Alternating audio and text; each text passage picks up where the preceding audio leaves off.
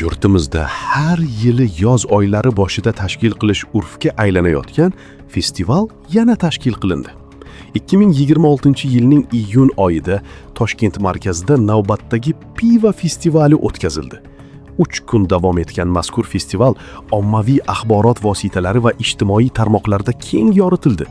Tarqalgan video va suratlarda shirakayf yosh qizlar va erkaklarning turli musiqa ohanglarida raqsga tushgani-yu, mast yoshlarning janjal va mushtlashuvlari hamda oyog'ida tik tura olmay ko'chalarda yastanib yotgan yoshlarni kuzatishingiz mumkin.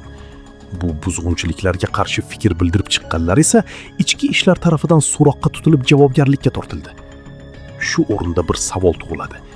Bugun yurtimiz jamiyatining asosiy ehtiyoji piva festivallarmidi? Mamlakatda yoshlar tarbiyasi, oilaviy ajrimlar, axloqiy inqiroz, giyohvandlik, pedofiliya kabi jinoyat va muammolar tobora ko'payayotgan bir paytda davlat va jamoatchilik e'tiborining katta qismi aynan alkogolni targ'ib qiluvchi tadbirlarga qaratilishi haqli ravishda tanqidlarga sabab bo'lmoqda.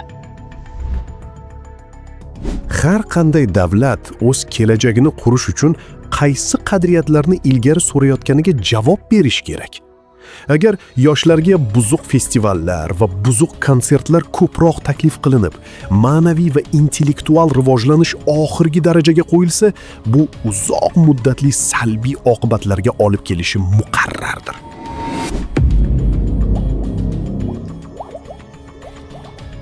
Toshkentda o'tkazilgan piva festivali ortidan Samarqandda ham yarim yalang'och yoshlarga ko'pik bazmi uyushtirib berildi.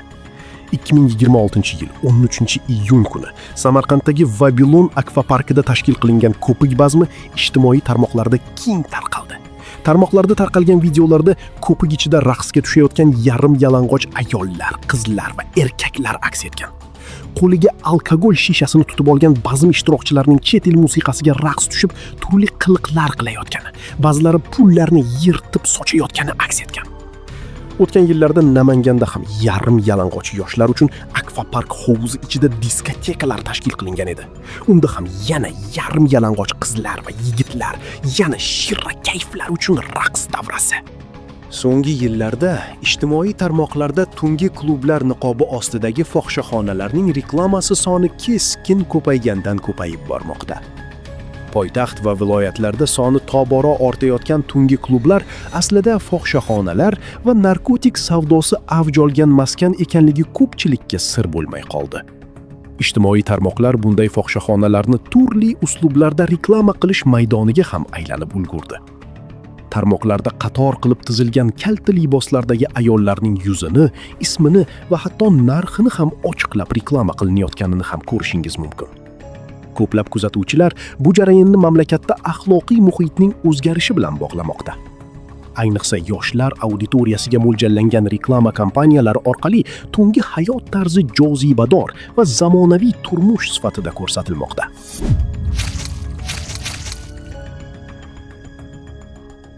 Jamiyatda eng og'riqli mavzulardan biri yosh bolalarga qarshi sodir etilayotgan jinoyatlar haqidagi xabarlardir.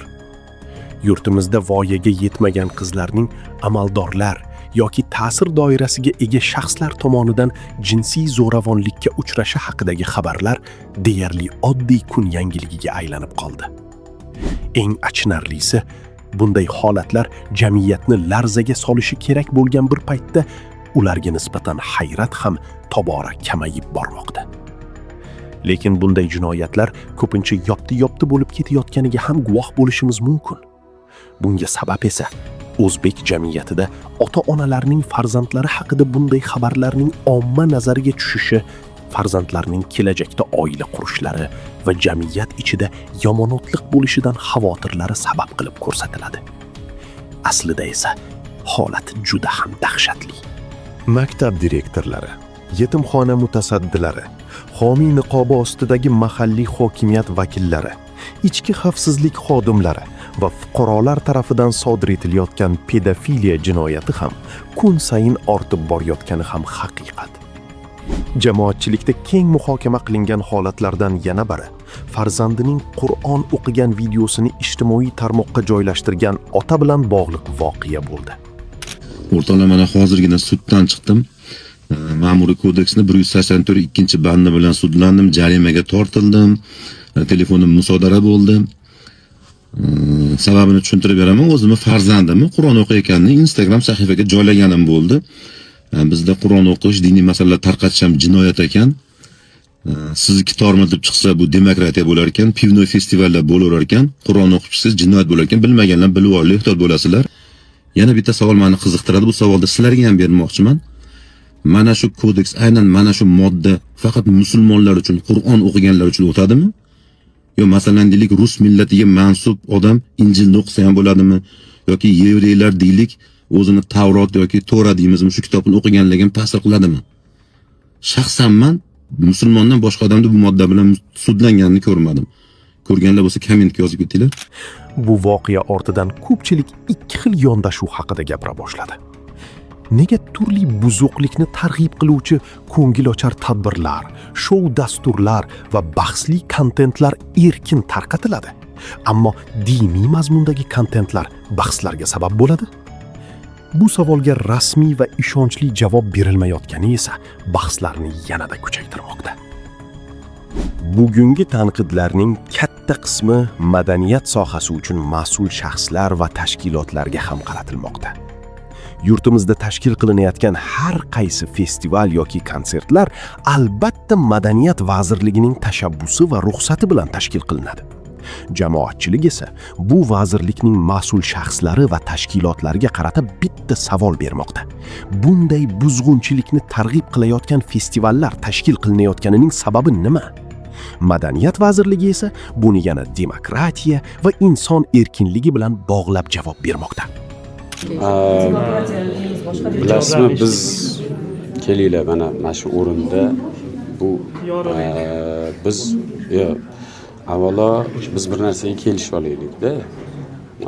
Biz umuman modomiki biz demokratik jamiyat qurmoqchi ekanmiz.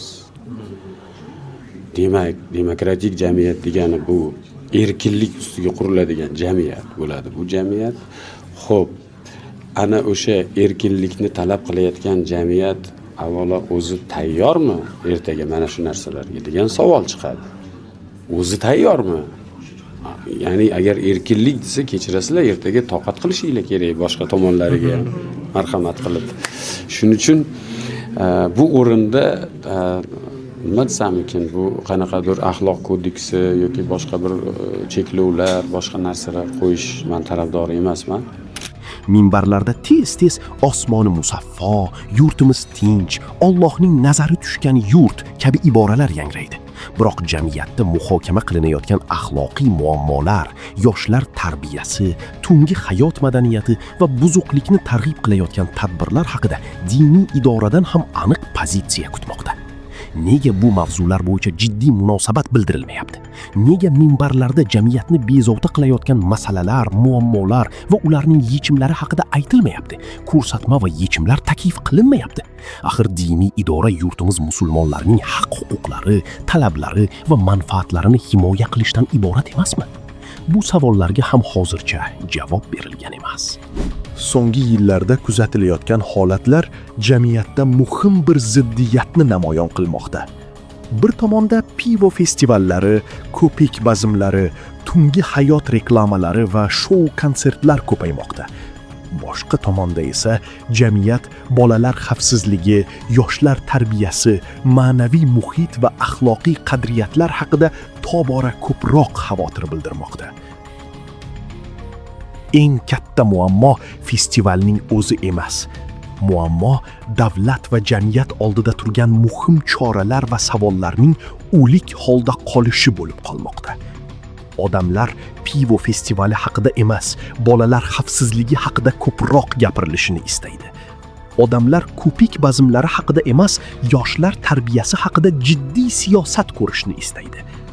Odamlar navbatdagi shou konsert haqida emas, adolat, ma'naviyat va jamiyat kelajagi haqida aniq pozitsiya eshitishni istaydi. Chunki millat kelajagi festivallar soni bilan emas, uning qadriyatlari, adolati va tarbiyalayotgan avlodi bilan baholanadi.